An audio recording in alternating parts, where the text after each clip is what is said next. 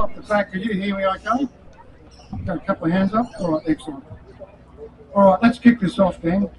So, just mixing with many of you this morning, I actually feel like I'm amongst friends. So this is a very commonly felt problem that we're facing currently, and it's for good reason that we gather together here today to try and share our experiences and also extend our friendship network to try ultimately to do something about it. So my name is Steve Harrison.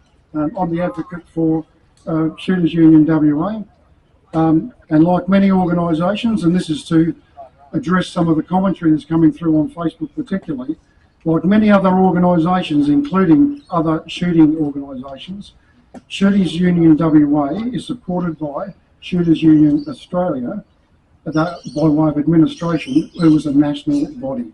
So let's be very clear, Shooters Union WA is a West Australian organisation staffed by West Australian or West Australian people, and we have West Australian membership in Western Australia. So I'll make that point really clear. So for me personally, if I just give you a little bit of history on how it is I ended up in front of this microphone and associated with Shooters Union, I've got some 40 years as a sworn police officer in WA. I've served regionally, I've served remote, and I've served metropolitan.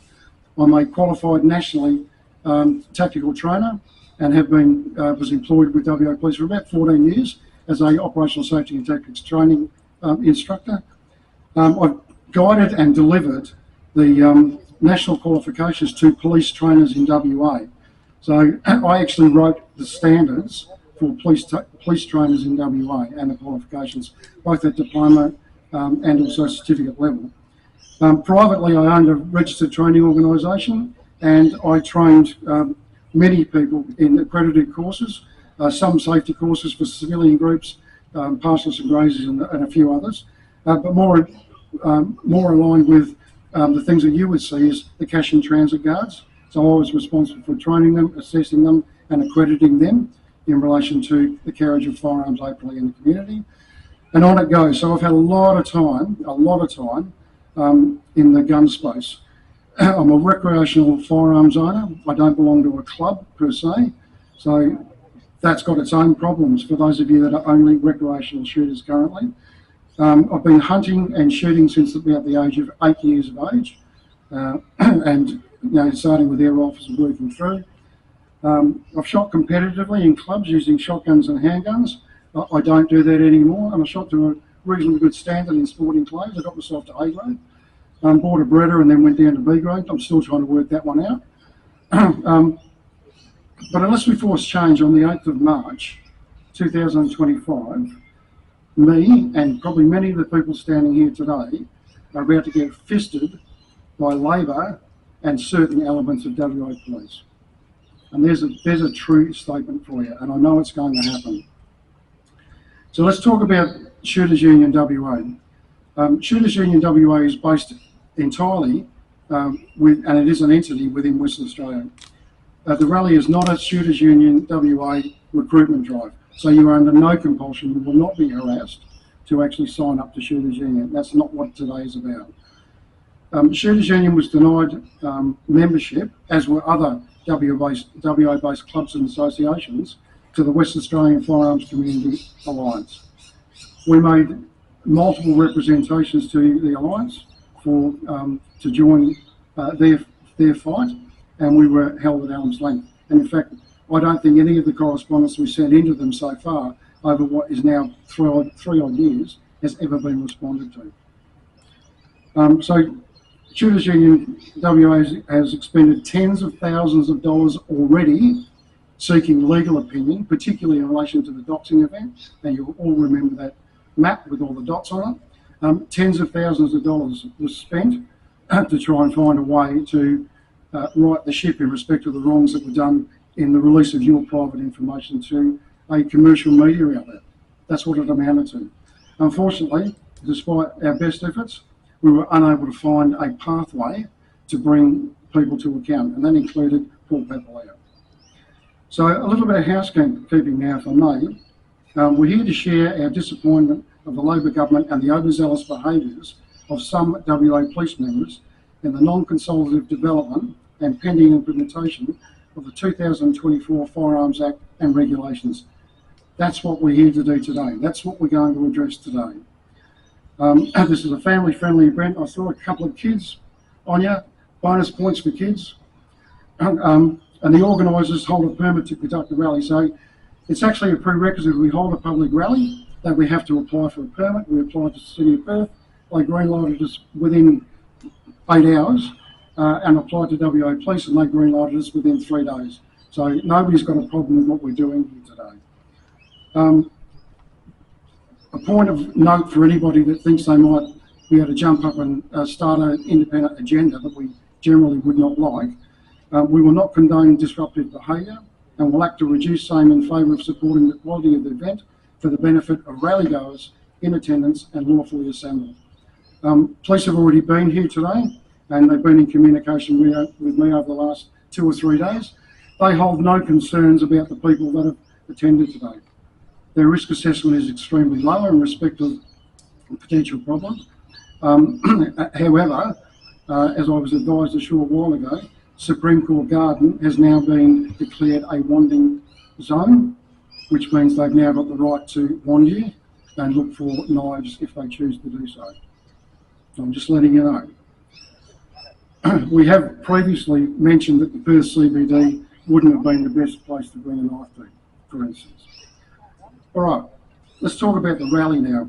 The motivation for SUWA to take on a rally was stimulated in part due to requests from SUWA, inclusive of recreational shooters and the rural sector, and SSAA WA members and others to do so. So the rally has been stimulated by our membership, it's been stimulated by people who are not part of our membership or any other membership, and it's also been stimulated by SSAA WA members who are dissatisfied with where things are currently. We're all part of a community that's been found to be both fit and proper and justified in the possession of firearms. And I think about this often. Many of you would have had multiple applications over to WAPOL over many years, and every time you get a green light and you get it approved, you have been declared a fit and proper person under the provisions of the 1973 Act. That means something. So for me, I've probably got about 40, maybe 50, I don't know, occasions where I've been deemed to be a fit and proper person and a person who is responsible enough, as decided by the Commissioner of Police, to own and possess a firearm. That's the problem we've got, right? So we are all bona fide people right now. So my question is this: suddenly we're being challenged as if something has changed. Nothing's changed. Nothing's changed except the dream state of a police minister who is on a completely different planet to everybody else. Nothing has changed.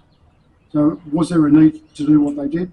Potentially a double check of the legislation wasn't a bad thing. When we've got Professor Zimmerman this morning is going to mention something about that. But at the end of the day, did it need to be extreme? Did it need to be so dominant in its manner? There just was no need for that, none. So who was invited today? And I think this is a really important piece of information. We invited everybody. Absolutely, it's an apolitical environment, it's an A-club environment. We sent out written correspondence of requests to attend, and in some instances to attend and speak. Some of the political parties that we sent the request to did not respond. And they're senior parties, they're not two-bob parties. You've got to sort of put that in the correct context, I suppose. Where you sent out invitations to key members and representatives of firearm groups, including the Alliance, and again, we didn't get any response. And you'll note that none of those people are here speaking today. And certainly the opportunity was extended to them. Okay. Spokespersons from a variety of associations and clubs, including peak bodies claiming to represent 100% of WA firearm licence holders, did not respond and have not attended. And I've got no doubt that they've got their followers somewhere in the crowd. And good luck to you. Thanks for coming and bolstering the numbers.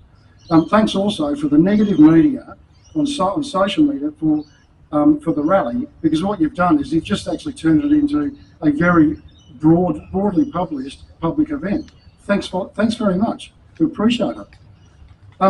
Points of clarification, and it comes down to, and these guys, the libertarians, will tell you all about this, but it really comes down to one thing in my view, and if we take a sort of a global perspective, everybody has the right to free speech and freedom of association, and no club or other entity, and I know they've been fiddling in the background, can lawfully prevent you exercising these rights, nor should they infer that they can. And I think that's really important. This is a reset. I'm asking you people to think about a reset as to how we approach this post the outcome of the March 8 election. How are we going to approach this? We need a plan. We need a big crew.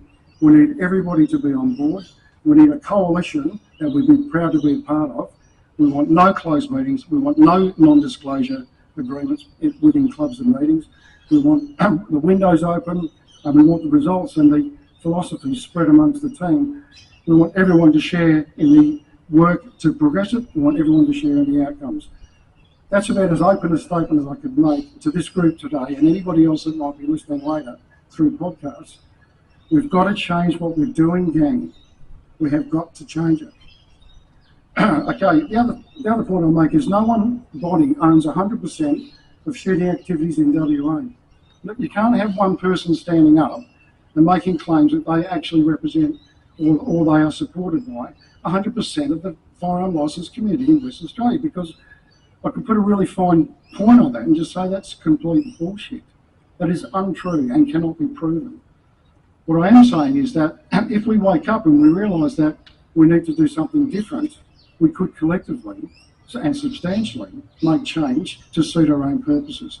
I'm more concerned about rec shooters, to be honest with you, than club shooters. That having been said, club shooters still have some concerns, and we would like to be a part of the group that addresses that. But at the end of the day, rec shooters and property owners, they're about to get done over. There's no doubt in my mind. Many of the firearms licence holders do not feel represented, and even though I'm part of Shooters Union WA, or in fact standing up for them in WA, if I look at all the other groups that have gone into negotiations and mediation over the last, 3 or 4 years, I don't feel that they've actually stepped up and represented me. I can't see anywhere that they've actually published something or demonstrated something that I would say that's a really good thing for me. And if it's not good for me as a rec shooter, I know it's probably not good for the rest of the 70% of people that have firearms licences, valid firearms licences, and are recreational shooter and are not members of clubs or associations. So I know that. So we need to change this. As the consultation over the last 4 years, Shooters Union WA has consistently been held at arm's length. So we were actually blocked at a couple of internal meetings with WAPOL, it's one of those consultative groups, where our applications to join that group was shouted down by some of the membership of that group. And following that, the police minister then declared that we were a hostile Eastern States group who were trying to take over whatever it is we're trying to take over. We just wanted to provide a voice for our membership as a West Australian entity and as West Australian members. So I'm going to force that issue past this date and past the election date. If people want a voice, Shooters Union West Australia is an advocacy for you. You don't have to be a member. We don't force it. You don't have to be a member. Bit of a novel idea, isn't it? The groups that were involved in direct consultation with both the Minister and WAPOL deliberately contrived to minimise the range of contributors to those discussions. So basically what they do is they try to channel discussions only in relation to their interests. And unfortunately, I don't think that many of us here today actually were thought about during those conversations. So historic comments on social media, and I don't know if any of you recall this, is that one person posted on a Facebook page that they were in the tent and no one else was invited into the tent, and that no one will know where the tent is. And that was the start of the riot. That was actually the start of the riot. And then that group went on to try and dominate the entire discussion. That's exactly what happened. And hey, if you guys want to change it, come talk to me, and I'm pretty keen to stand up and do that. Anyone looking for clarification over the last 4 years, and this is an interesting question, and I'm going to pose it openly. So if any of us are looking for clarification on any of the outcomes that have come out of any of the negotiations or consultation with either WA Police or the Minister over the last 4 years, can you just ask the people you think were involved in the consultation to pick up a yellow highlighter, hold up the 2024 Act and 2024 regulations, and highlight in those two documents where there has been positive outcomes to the firearms licence owning community in Western Australia. And I'm going to tell you now, I don't think that yellow marker is going to have the cap come off it. You've got to ask questions about the outcomes, haven't you? You've got to ask those questions. All right, what to do now? So I'm not going to bore you all day. I've got other people to do that. What I'm going to say is you're going to be addressed by our guest speakers. We've got quality speakers. They are good people and they are well worth listening to. And some will ask you to consider their opinions concerning a method of voting in the 2025 state election. My view, and it is my view, but it's sort of reinforced many times over through so many conversations in the last few months. My view is that pro-gun independents and minor parties vying for seats in the upper house will be the kingmakers. They will be the kingmakers, and if they're not, and if Labor does manage to hold the lower house, for instance, the people in the upper house, our pro-gun independents and minors, will give them hell. And you're going to hear from the speaker shortly, who probably is going to say exactly that. So at the end of the day, my message, and you will hear from me a little bit later on, is simply this: vote Labor out. That's it.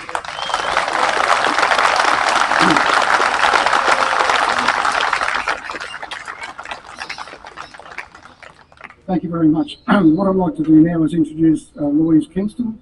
Louise is standing as an independent candidate for the upper house. She's a firebrand. I don't think I'd like to get on the wrong side of it, to be honest with you. So she's good for us, right?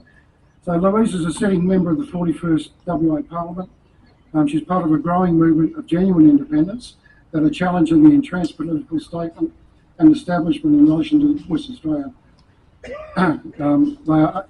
The independents are united by a commitment to integrity, transparency, and genuine community representation. They stand against the corruption and cronyism that have eroded public trust in government. And Louise is an advocate for derailing, I'll say that again, Louise is an advocate for derailing implementation of the 2024 Firearms Act and regulations, and is a friend to licensed firearms owners. Can I please introduce to you Louise Kingston?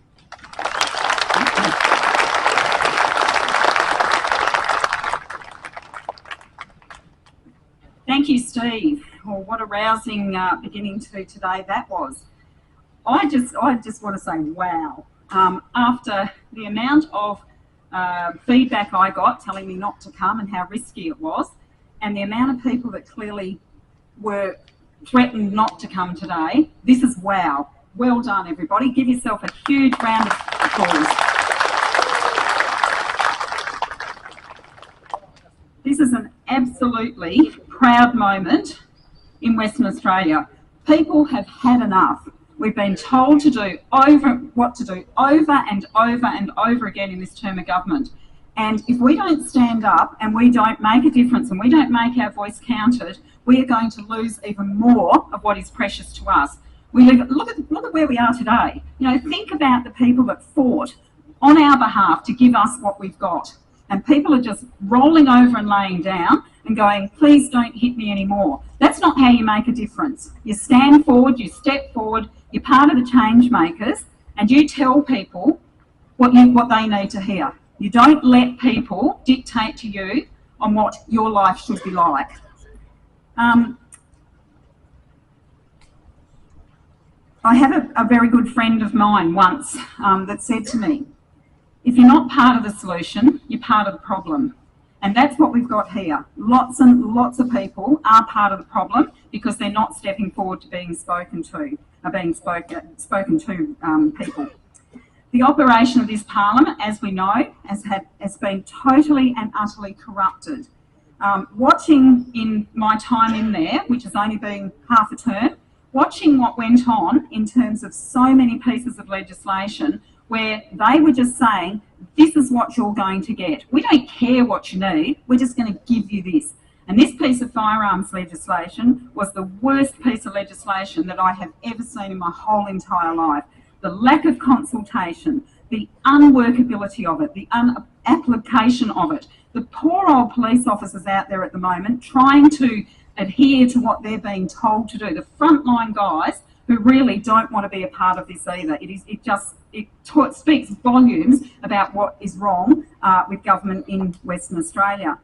I put over 20 amendments to the legislation through the proper process, and there weren't any of them that got debated properly. Not a single solitary one were actually considered. And they came from you. You know, I spoke to people, to groups. I had so many people in my office telling me why it wasn't going to work. So I did the work. I put those amendments forward, and they just got ignored, and the legislation just got rammed through. And what you have to think about is, you know, what do you want for a leader? A strong leader actually brings people together. It doesn't divide people. They consult properly. They take their time, and they actually ensure that legislation is considered functional, not the dog's breakfast that we've ended up with this legislation. It's appalling. The people of WA deserve and must demand better at this election. We've seen so many of our rights eroded and attacked by this government. I call them the 5 Fs. It's firearms, fishing, farming, forestry, and four-wheel driving. And what do all those Fs have in common? They're actually fragmented. So they're easy pickings. So people need to think about how you bring everything together so that you stand united and you have something that you know, the minister is going to take notice of and say, actually, these guys are really important in Western Australia. Firearms owners undertake so many important roles in community. And I think one of the ones that worried me the most was the change of the CALM Act, which meant that all of the state forests where people can hunt now would be locked up as well. What does that mean to the feral animals? We've already got a problem with that. Hunters in Western Australia are so valuable. All firearms owners in Western Australia are valuable, and you need to be respected. It's disgraceful. Now, the new voting system, and this is where you can make a difference. So take your time to have a look at what the upper house looks like now. You will now have 37 representatives across the whole of Western Australia. So you can vote for any one of those upper house members in the Legislative Council. The ticket at the top, so they're your normal boxes when everybody normally just puts one. If you do that, the major parties' votes will be extinguished, the ones that are left over. They're not going to be distributed.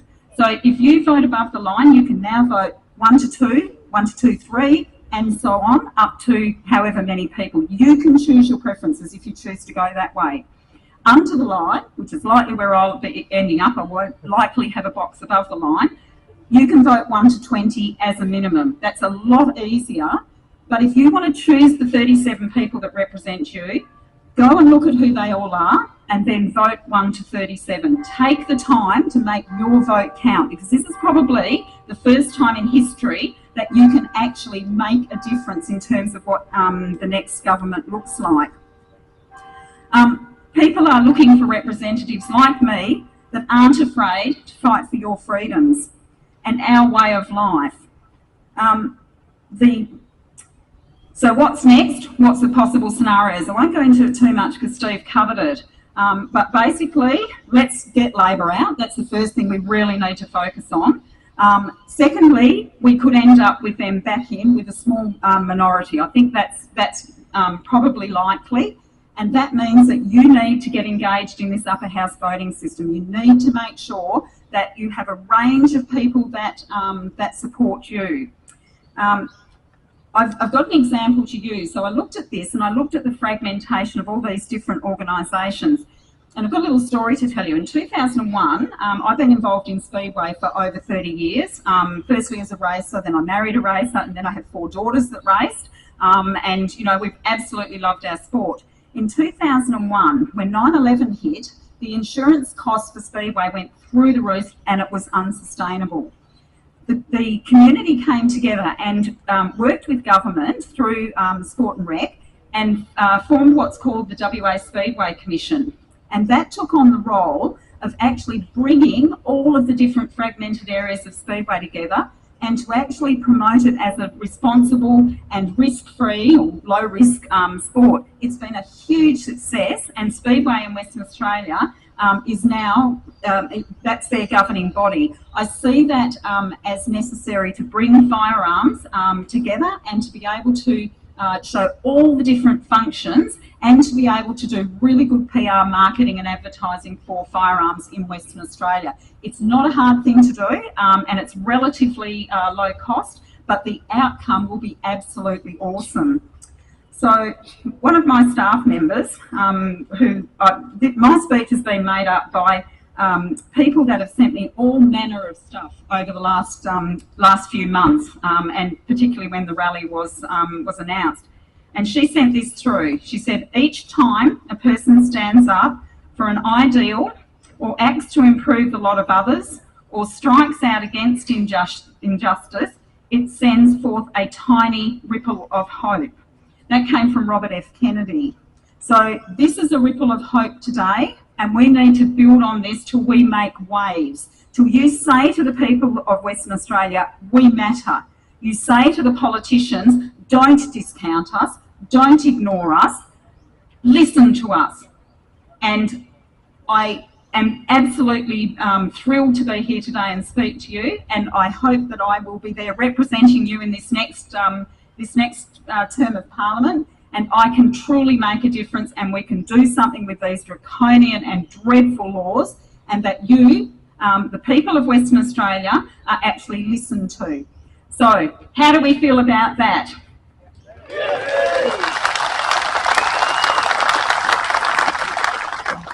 Thank you very much.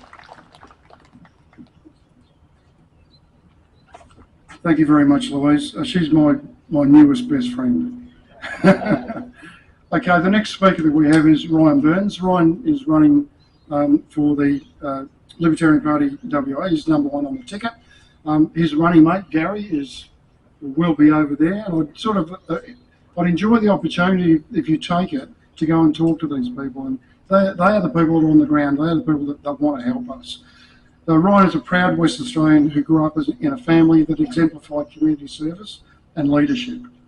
Ryan continues to champion responsible government, reduce waste and ensure better value for taxpayers. As the lead candidate for the Libertarian Party in the upcoming WA state election, Ryan is committed to advancing personal freedoms, smaller government and a stronger future for Western Australia. Ryan is an advocate for derailing implementation of the 2024 Firearms Act and regulations, and is a friend to licensed firearms owners in Western Australia. Ryan Burns.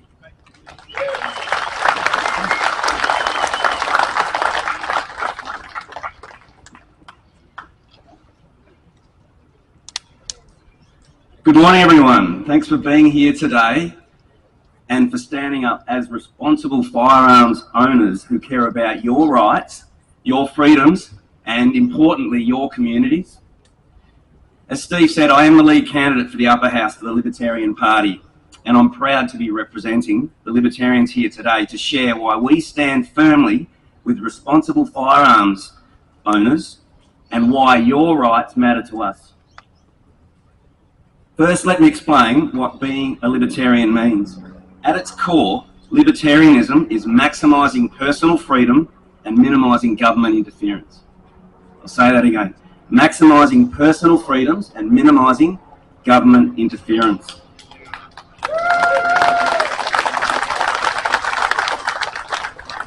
The libertarian believes in your right to make decisions about your life, your property, how you protect yourself and your loved ones. We champion responsibility, respect for individual rights, and a government that knows its limits. The philosophy naturally shapes our approach to firearms policies. We know that responsible gun ownership is not just about hunting or sport. It's about property rights, personal responsibility, and a government, and individual freedom. The Libertarian Party has a long and consistent record of supporting responsible gun owners. We were formerly known as the Liberal Democrats, and as the major parties are prone to do, they like to keep the competition at bay. So we were forced a name change, which we have embraced, and it truly does define those core principles that we stand for. Like I said, we've had a long and consistent record of supporting responsible gun owners. Here in Western Australia, we have a high level of firearms owners among our members, and that's no coincidence. Our principles naturally align with your desire to be treated fairly and respectfully by the government. We've also had strong voices in the past at a federal level. Some of you may remember Senator David Lionel. He was a fierce advocate for the rights of responsible gun owners. Since leaving Parliament, he consistently writes articles. He's written a book relating to firearms and firearms history and owners, and often attending events like this. That same spirit continues with our state and national policy. So I invite you all to look. Obviously, we've got the overlap of the state campaign. That's my focus at the moment, but we've recently released our federal policies. So this is not just WA specific. I'd like to reiterate that the Libertarians stand on principle. Our 2025 campaign platform is clear. We stand for less red tape, protecting privacy and property rights, reducing government waste, and ensuring that government resources are directed where they deliver real value. So reading that there, every part of that directly reflects the fight we have on our hands against this 2024 firearms legislation. I'd like to read directly from our platform, the 6 pillars of freedom, unlocking WA's potential. And it's important to read directly because it's there. It's very easy to come and tell you exactly what you want to hear and then go off to the next event and tell that group what they want to hear. But that's, I'm just reiterating that these are stated explicitly and clearly for everybody to read. And again, I invite you to do that when you get home. So here's an extract from part of those pillars. And this is the pillar of privacy and property rights. And it reads, protecting individual freedoms is at the heart of our vision. We will repeal coercive legislation, undo laws that violate personal freedoms, such as coerced vaccinations, lockdowns and other pandemic-era measures, and address impractical and overbearing regulations, such as on firearms and freedom of movement, acknowledging that these may just be the start of an alarming trend. We know that politics can be divisive, but we take a cooperative approach. And again, supporting those 6 pillars there we've got online is our frequently asked questions, which directly and enhances and in more detail expands on some of those points of our 6 pillars. But getting back, politics can be divisive, and part of my response in those frequently asked questions is stating that we will take a cooperative approach. The Libertarian Party is prepared to work with the other parties and independents to deliver meaningful outcome for both firearms owners and property owners. Because, let's not forget that this is a property rights issue as much as it is firearms.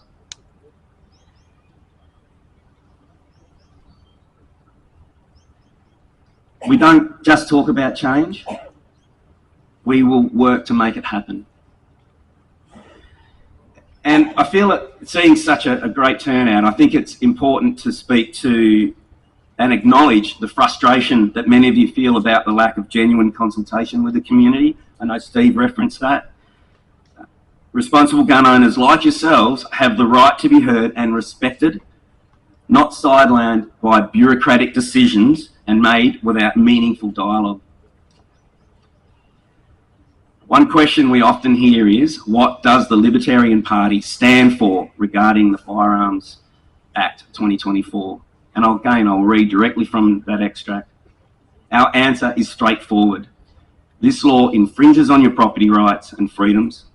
We will fight to block it and repeal it, and to ensure that any new legislation respects and protects your rights. Your ability to lawfully own and use firearms matters to us, and we will continue to advocate on your behalf.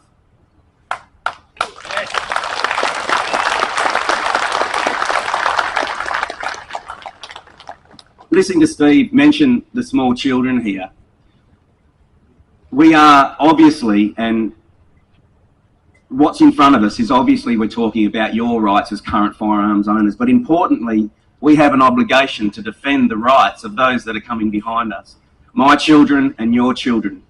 So it's not just about us. We have a responsibility to secure and fight for the rights of those that of our future generations.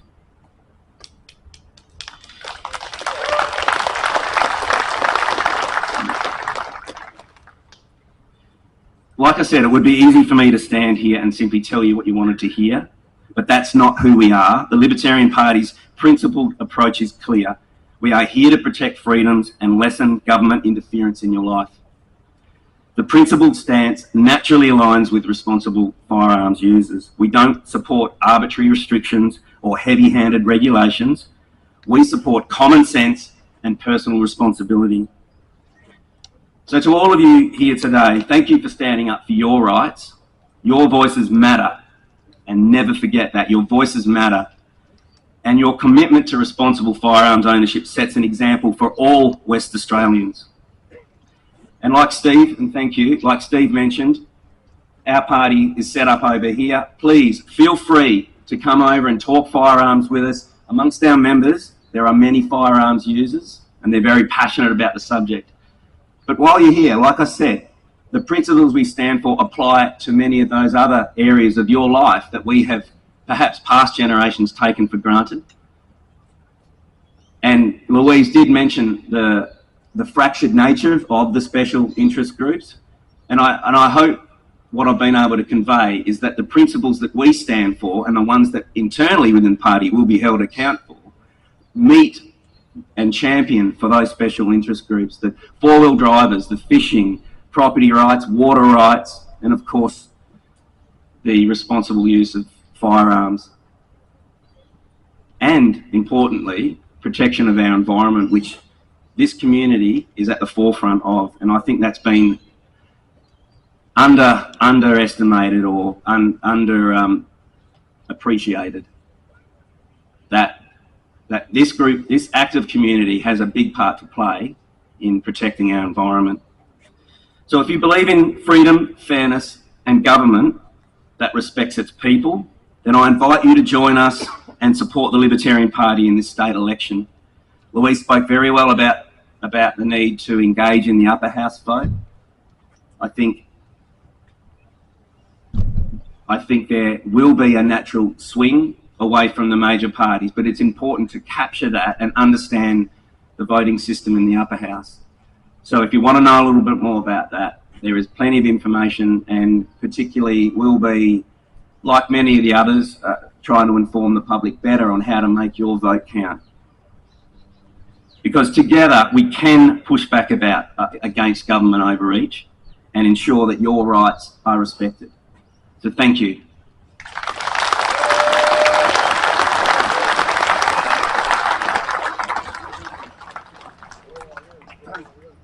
Very good, Ryan. Thank you so much. I think, are you getting a feeling for the structure of the discussion today, where there are alternate pathways available to all of us, but we have to come together to exercise them and turn them into the most powerful tool we've ever had moving into a state election. That's very important. I'd like to introduce, and thanks very much for standing out there and listening for the duration you have. We've got essentially two more speakers, and I'm going to do a little bit of a intro to something shortly. But if you can just hang on, the next speaker, Augusto Zimmerman, or Professor Augusto Zimmerman, is a hugely important speaker. Augusto Zimmermann is a Professor of Law and served as Associate Dean at Murdoch University. He is also a former Commissioner with the Law Reform Commission of Western Australia and contributed to the 2016 Project 105 review of the Firearms Act. This is a man that was hands-on with that review. This is a man that watched two governments, Liberal and Labor, throw it in the rubbish bin to the detriment of you and I. Professor Zimmermann is generally recognised as a fierce advocate for freedom of speech and the rule of law, contributing numerous articles on the subject. Augusto is an advocate for derailing implementation of the 2024 Firearms Act and regulations, and is a friend to licensed firearms owners in WA. Can I present to you Professor Augusto Zimmermann? Thank you.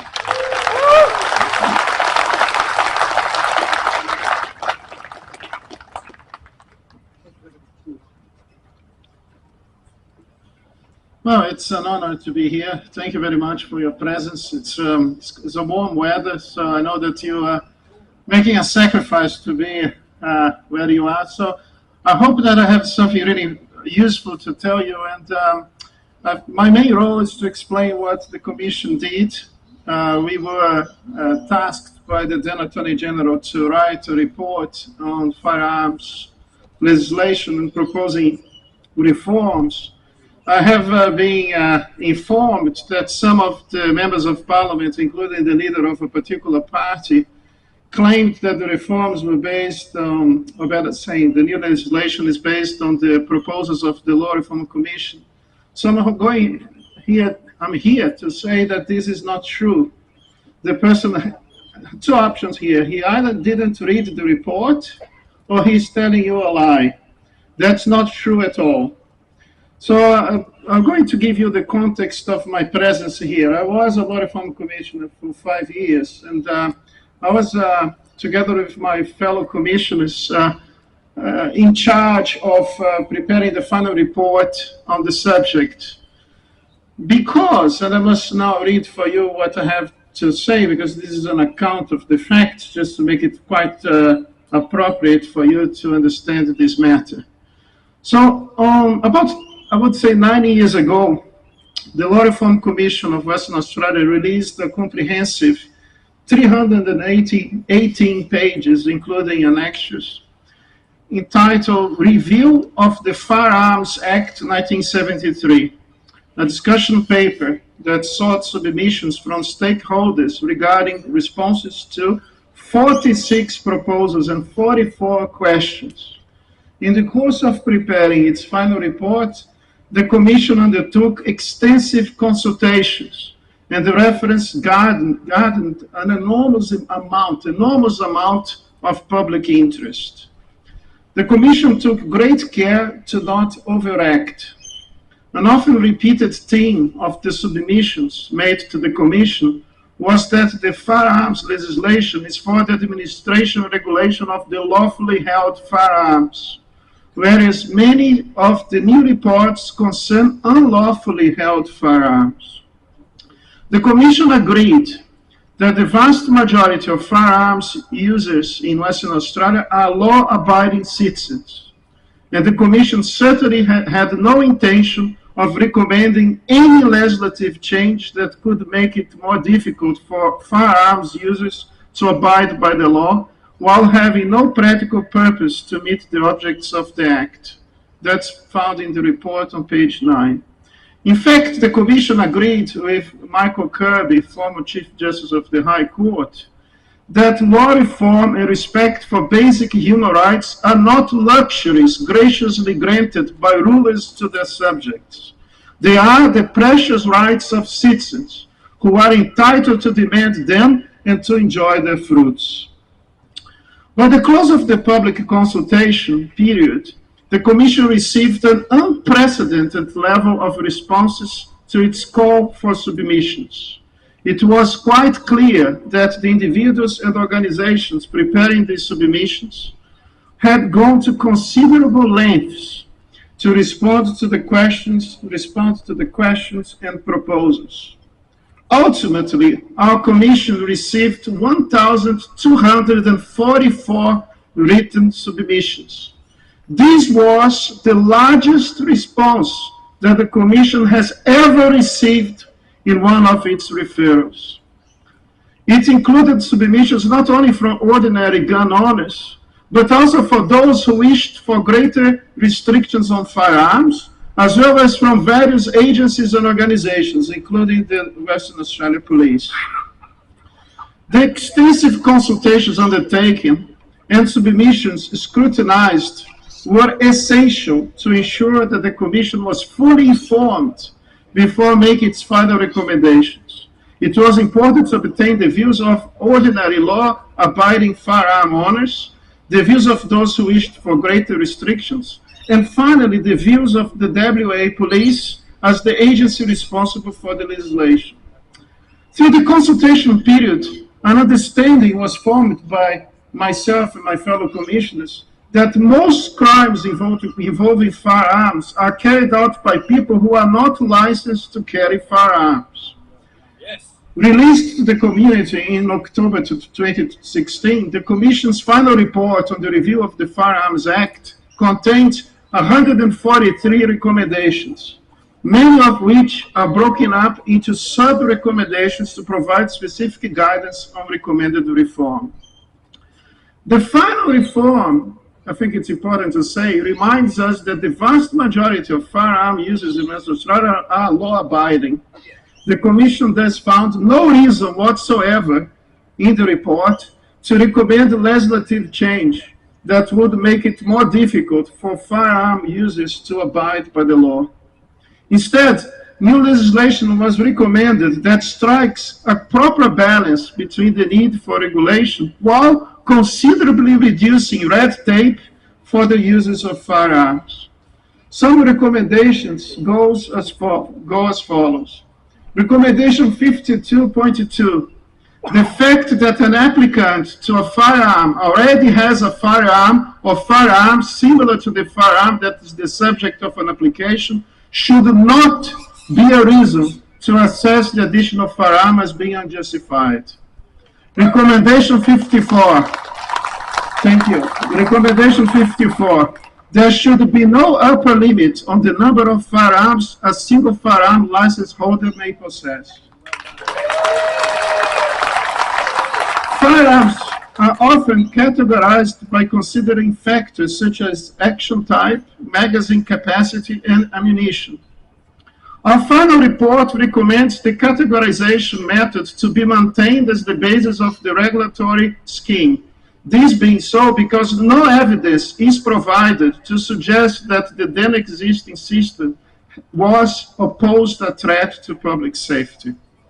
Under that system, to satisfy the genuine test for firearms under category D, the applicant would have satisfied the police commissioner that the firearm category D is required for government purposes only.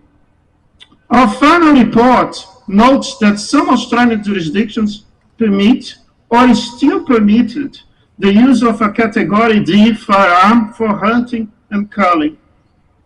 Since the Commission was satisfied that a category D arm could be generally required for some types of control, pest control, our final report recommends, and I read here, Recommendation 80.1, a professional shooter whose occupation is the extermination of feral animals or a prime producer may obtain approval for a category D firearm where the licensing authority is satisfied that the use of such firearm is for a particular purpose. Still, these recommendations were made a few years ago. Absolutely nothing has changed to justify any legislation that ignores the final report's recommendations. Still, the government, the Labour government in Western Australia has blatantly ignored the report in order to achieve the biggest and most draconian gun control legislation in Australia's history.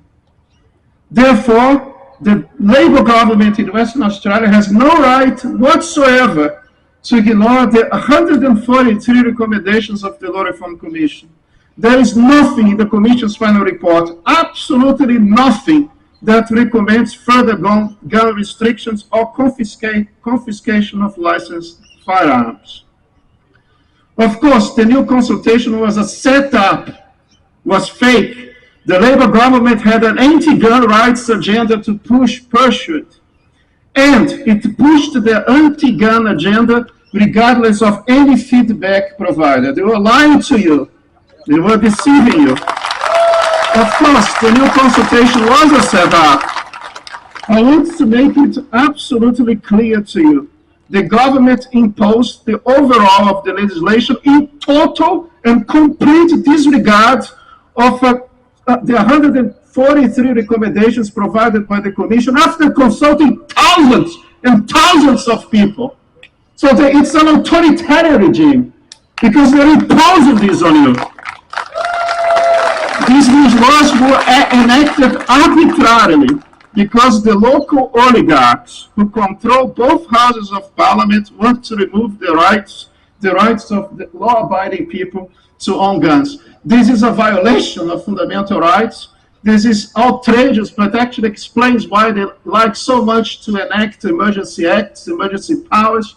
They act without any accountability whatsoever. I think you should teach them a lesson. Let's restore the rule of law and their fundamental rights to the nation. Starting from Western Australia. Thank you very much. Thank you. God bless you.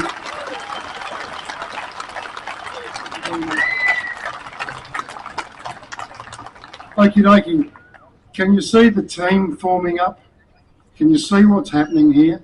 Today should provoke change. We should look at a different way of coming together, structuring ourselves, and moving forward with our dealings with both WA Police and government. You've got a choice. We've got a choice, and we can choose to adopt a more generic approach and a friendly approach and a cooperative approach with common goals and aspirations, or we can just keep doing the same shit we keep doing and end up in the same place we end up in. Our next speaker is, actually I'm not going to announce him just yet, he's not as good a friend as Augusto, but what I'd like to do very quickly is just bring your attention to a petition that actually originated in Halls Creek. It's under change.org. The petition is on our Facebook platform and also I think our webpage. Yes, correct, but it will be. Okay. So the petition is put forward by 3 Indigenous leaders in Halls Creek, and they've recognised that their ability to harvest traditional food, I'm not saying traditional hunting, traditional food is about to come to an end because they fear that none of them will end up holding a firearms licence next year, or sorry, the latter part of this year. And it's a genuine concern, and I appreciate it. One of the key things that they've mentioned several times in the petition, and I'd invite you to go to the Shooters Union Facebook page and actually have a look at the petition, is that no consultation, no consultation, no consultation. So I say it again, no consultation, none. I feel the same way, exactly the same way. So can I ask, please, that you go and hunt down this petition. They're looking for 500, oh, here you go. Did you bring your towel? They're looking for 500 signatories. They're not, Maybe someone could stand on the sprinkler and... Yeah, stomping up. They've currently got 313. They're looking for 500. Can I ask you to go and push that through the roof? 1,000 plus. You can do it. Everyone here can do that. So it's going to the federal government. It's called Concerns Relating to West Australian New Gun Laws, March 2025, written by Judith. And you'll find it on our Facebook page. Okay, so let's now, how the sprinklers going? I feel like going over there, to be honest with you. You're lucky. Let's have a chat now from Dave Brown. So David is a dual job person here today. So he's the Vice President of Shooters Union Australia, and he's also the Director of Shooters Union Western Australia. David is from Queensland, and he's part of the administration that assists me in managing Shooters Union in Western Australia. He learned shooting from around about the age of 11 in Scouts and Army Cadets. He has been passionate about shooting ever since. His wife and 2 adult children are keen shooters themselves. David has a background in mechanical engineering and aviation, and is a command instrument rated pilot and engine management aviator, or educator I should say. He's been involved with Shooters Union, that is in the executive since 2015, and has a particular focus on countering the damage caused by irrational anti-gun extremists. I don't need to read out the last paragraph that I did for the balance of the speakers, because we already know David Brown hates Labor governments in Western Australia. We already know that. Could I please introduce Dave Brown to you?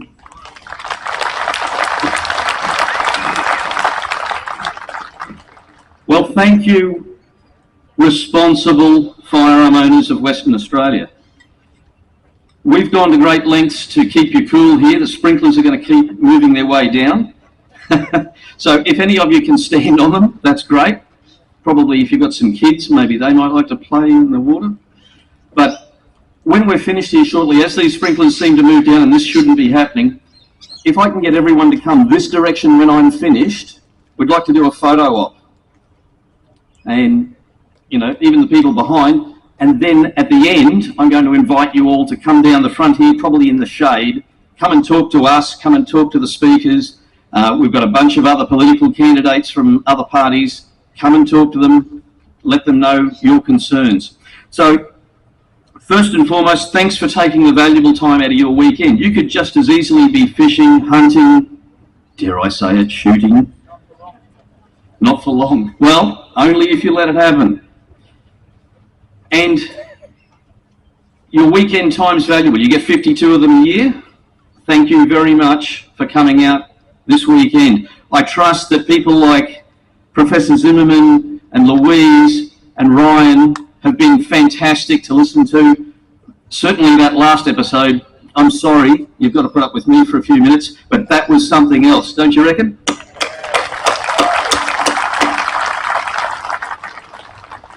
So why are we here? We're here today because a bunch of you contacted us and a fellow, a freelance journalist from Politics Reloaded at Christmas. On the 26th of January, Boxing Day, we had a quick meeting. All our internal staff were on holidays. We had no IT support, no nothing. The Politics Reloaded fellow, Neil, he whipped up a quick website, got graphics going, and we started this really quick. And to those people that were involved, and there's a few of you in the crowd here, thank you for doing so. Otherwise, this event wouldn't be happening. The purpose of the event was to demonstrate to government, presently, government of the future, that we, the responsible people, the responsible firearm owners, are not happy being victims of disgraceful policy and legislation. Yet nothing is being done to expand the assault on criminals.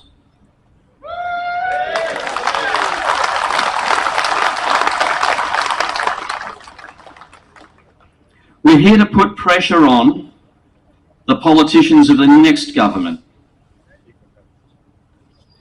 They need to understand that as a bare minimum, the position that the National Party came out with to block these laws is to be the bare minimum. We actually think you could do better. Wouldn't you agree? So how did we as Australian citizens get to where we are today with respect to gun laws? Now, long before the NFA was created, I was shooting as a youngster and we didn't have to have licences at all. Heck, my brother used to go to the gun shop on the way home from school to pick up air rifle pellets. I mean, you could not do that today. Air rifle pellets, of all things. So how did we get here? Well, we all know the tragic event that happened in Tasmania, and this NFA was thrust upon us. And many people in the political world and the media seem to think that from that day forward, John Howard introduced something that was spectacular.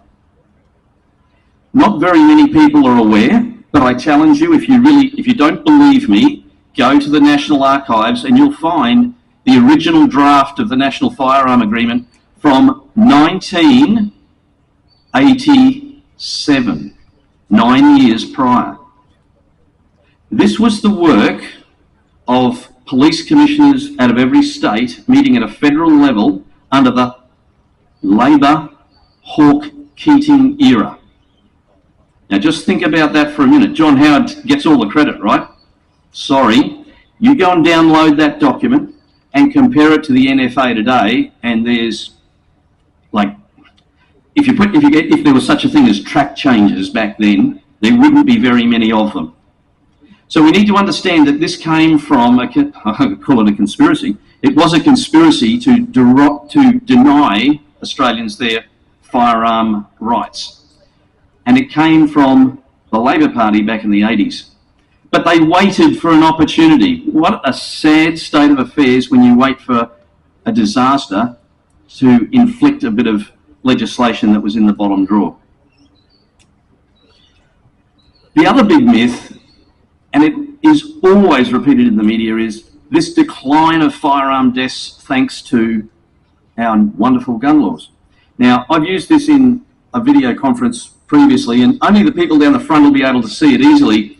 But you see there's 4 lines on that bit of paper, and see they're all declining. Right in the middle is 1996. So if you're going to be intellectually honest, and I trust everyone here's got an IQ above probably 100, but certainly you don't need an IQ much above 30 to work out that that constant decline started before 1996. So something else was at play here. Gun laws didn't achieve public safety at all. We did as a community. We did it ourselves through education and being responsible people. We didn't need laws to tell us to be responsible, did we?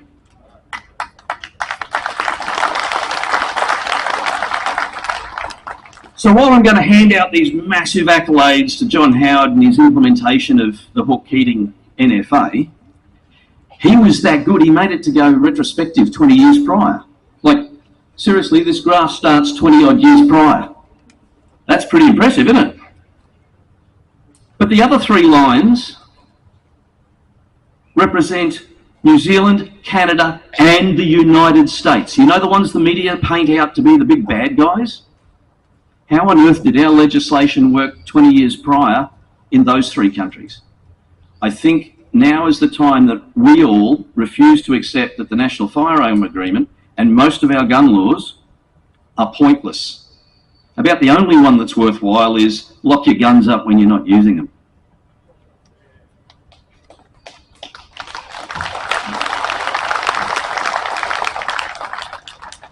I want to congratulate you all on being in the most elite, most upstanding sector of society. We expect that our police officers are exceptionally law-abiding people, by and large. Statistically, anywhere around the world, wherever there's a licensing system in place, you can do some statistical measurement, and I suggest you go and do your own research here. But this was discovered in Florida 20 years ago. And I've even done it on some states here in Australia. Statistically, all of you all of you and the firearm owning, the lawful firearm owning responsible community, commit crimes, and I'm not talking about a mistake on your tax return. I'm talking about assaults and sexual assaults and, domestic violence. We commit crimes at a rate of 1/6 to 1/10 that of the police, and the police are pretty darn good. So what does that say about you? Why are we being the ones punished for criminal misuse? I think it's about time government started to listen to that. Thank you. So what have we got going on in Western Australia? My first comment is, the government doesn't hate guns. They got lots of them. They hate you. They hate you and they hate your passion for your sport. There is a sector of government that hates us, yet we are the most responsible sector of society. In fact, if you're a police officer and a firearm owner, that really puts you in the top of the tree, doesn't it? What we've got going on is draconian, non-evidence-based, and Professor Zimmerman made a much, much better job of this than I could ever do. A draconian, non-evidence-based reaction to criminal misuse. And all the while, they're currently spending, I mean, tens of millions, probably by the time this is over 100+ million, on penalising the very people you shouldn't be penalising. And they're not spending that money, they're not supporting the police in tackling criminals. Are they spending this money giving them more tools, more intelligence, more cops on the road? No. In fact, the majority of police are our friends. In fact, as Shooters Union, you'd be surprised how many police are members, and that includes you call them, I think, TRG, we call them CERT. They're one of us. And they, in their work, aren't getting all the support they need from government, yet they're quite willing to waste taxpayers' money, our money, on making your life more miserable. That's where we're at. And when legislation gets passed like they're prepared to, the government will not stop short of seizing your private property.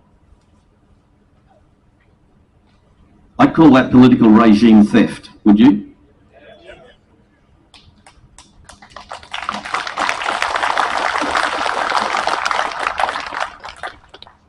So here's something new that we haven't published anywhere in the country yet. We do a lot of RTIing around the place. We have some people that are far more talented at freedom of information. I don't know what you call it. Do you call it RTIs or freedom of information over here? And we've discovered something alarming that's rolling off the back of this National Gun Register, which is not going to save anything at all. It's going to create more expense on paperwork that will also be inaccurate. The concern is that there's a push into all the states that, hey, water sports time. If someone can stand on it, you're going to have to put a bit of weight. That's the way. Good work, sir. Thank you. Maybe at the end we'll let them go and then everyone can get a bit of a cool off.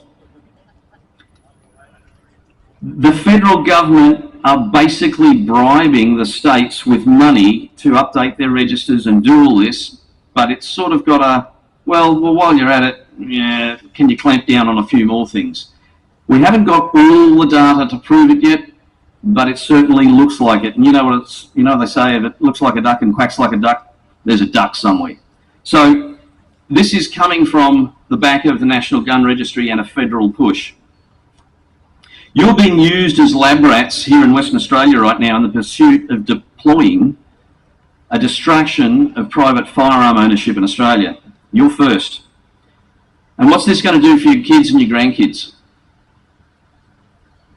I mean, this is going to affect you, but it's going to affect my grandchildren.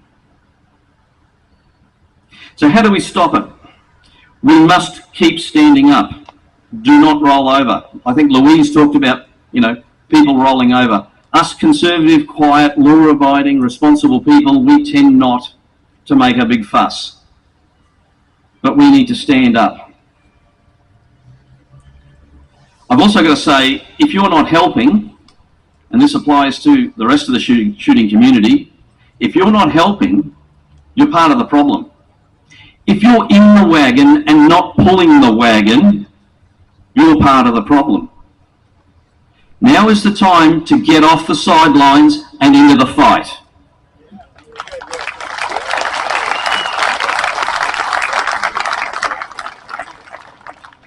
Like it or not, now is the time to get off the sidelines and into the fight. And I don't mean fist fights, just in case some of you are getting excited. Maybe the council guys are coming to sort the sprinklers out. Or tell us off for standing on them. Okay, so how do we stop this? I'm going to give every one of you a homework assignment. No good going home and saying, I don't have any homework. You've all got a homework assignment. Firstly, and this doesn't take a lot of effort, but in your own words, take some of what you've learned here today from all the speakers, put it in your own words, write to the police minister. And I know you're going to say he's going to ignore it, and of course he is. But even if only 1,000, and there's more than 1,000 people here, even if 1,000 people, even if 100 people wrote to the police minister, it will get noticed. Remember, politicians understand one thing more than anything: numbers. Write to the police commissioner, respectfully. Point out to him that, hey, this is not on. We, as responsible firearm owners, would like all the money and effort put behind you and your team of police to track and arrest criminals. Not me, not you. And lastly, write to all the candidates in your electorate. Tell them exactly the same thing, and that this is what you expect of them going forward. Now, what's this going to cost you? It's going to cost you about 10 minutes. It's going to cost you 10 minutes once a month, because you might do this on a regular basis going forward. When I said get off the sidelines and into the fight, this doesn't end on March, this goes forever. Become activists. Not extremists, just activists.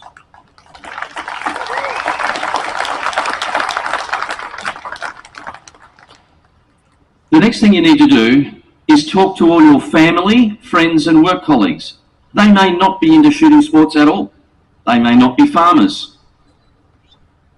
They might have no interest whatsoever in firearms. But they'll know that you're a responsible, sensible person, and that you should not be a victim of poorly conceived, non-evidence-based, vindictive legislation. When they understand that, and then you politely point out, you play golf. How would you feel if we just reduced your clubs down to a 5-iron? Because what do you need a 2-wood or a sandwich for? That's what they're doing to me. What happens when they come after you for your sport or your hobby or your business? And don't forget, firearm dealers and ancillary businesses are going to suffer. In fact, they are already suffering. I saw safe, Spiker safe ads, and they were advertised as ammunition storage. And I'm thinking, would you free ship about a dozen of them to Queensland? Because we can still use them to store guns. This is going to affect a lot of people, and in a very bad way. So it's your responsibility to look after yourselves, your fellow shooters, but also the dealer network. What happens when this goes to the fishermen? Not just the recreational fishermen, the commercial fishermen. We've been getting a hammering in Queensland. I dare say you have been here as well. Make sure your friends and family that are not interested in the shooting industry at all understand that this all affects them eventually. Overreach of government affects everybody.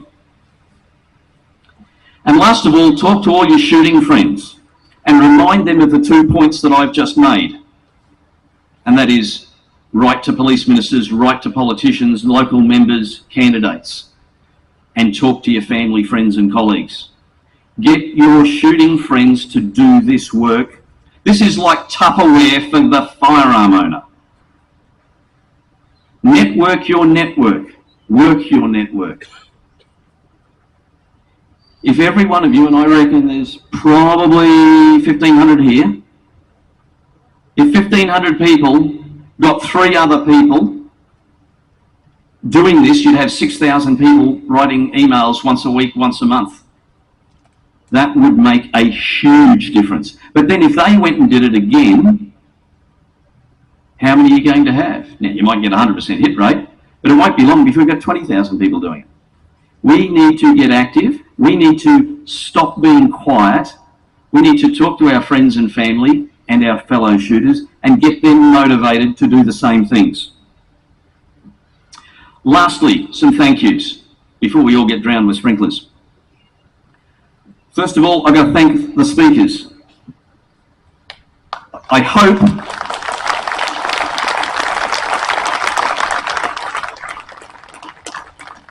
get up here. Come on. Get up here. They're sick of looking at my ugly mug. They might as well look at Steve's ugly mug because it's uglier. So thank you to the speakers.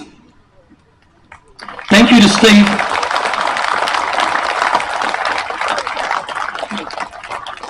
Thank you to Steve Harrison, who is our West Australian representative. I encourage every one of you to get to know Steve. I know a lot of you do, but offer him support and help. It might only be one thing once a year. Help in terms of join Shooters Union. We didn't come here as a what do you call it, a membership drive, but I tell you what, we don't run ranges and glossy magazines. We use money for lobbying and advocacy, and that does cost money, and it's only $48 a year. It's like a box of, probably half a box of ammo these days. Tip a little bit in so that Steve can spend it doing things here. You know, media and other things cost money. Thank you to every one of you that turned up despite you being discouraged by some people.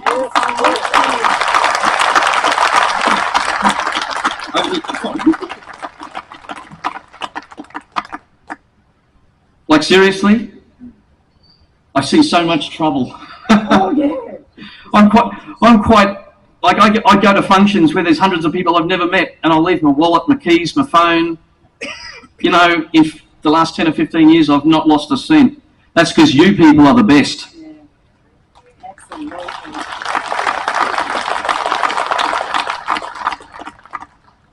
At the end of this presentation, and Steve, where's Steve? Are you going to add some more at the end here?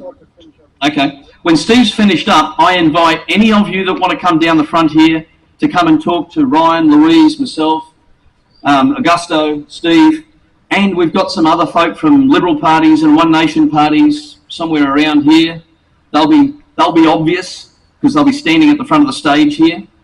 Come down and talk to them. Tell them what bothers you. Pledge to give them some support, even if it's $10. Just do something. But please go home, become active, get off the sidelines, and get into the fight.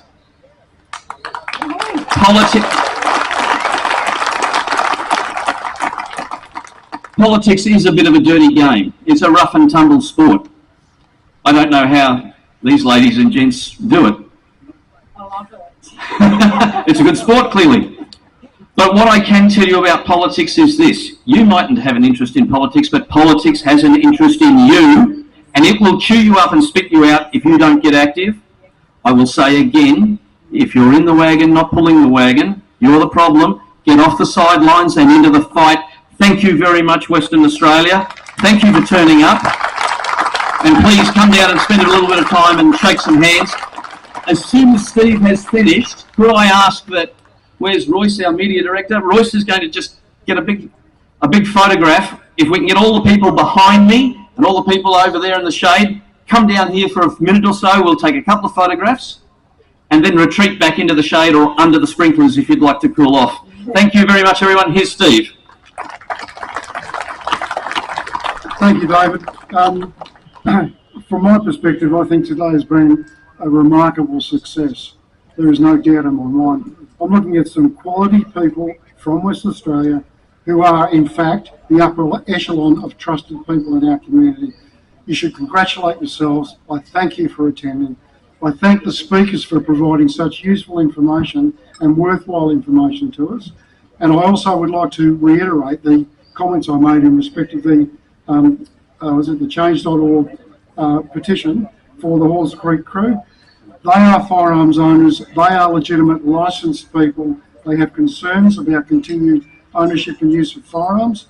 They are genuine reasons. They are our brothers and sisters because we are a cooperative group of people. And I want every single one of you get in there and give them a number on that bloody petition. Let's get it going for them. Thank you, thank you, thank you. Well, come on down so we can get a big crowd photo, family photo, the shooting family photo. I probably should face the other way. You don't need to see any more of me. Come on in. This is fantastic.